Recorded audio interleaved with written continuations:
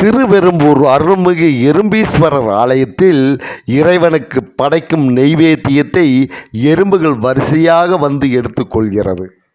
இறைவனே எறும்பு உருவில் வந்து நெய்வேத்தியத்தை உண்பதாக ஒரு ஐதீகம்.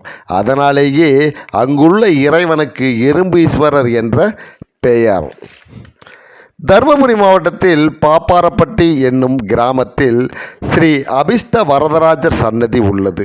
இங்குள்ள நவகிரகங்கள் அனைத்தும் பெண் வடிவில் அருள்பாலிக்கிறார்கள். அது மட்டுமில்லாமல் பெருமாள் கோவில்களில் நவகிரகங்கள் இருக்காது. சுசீந்திரம் தானுமாலயன் திருத்தலத்தில் விநாயகர் சிலை உள்ளது.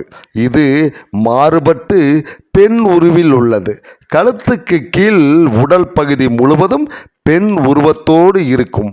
இவருக்கு கணேசனி என்ற பெயரும் உண்டு. இவருக்கு புடவையும் சாத்துகிறார்கள்.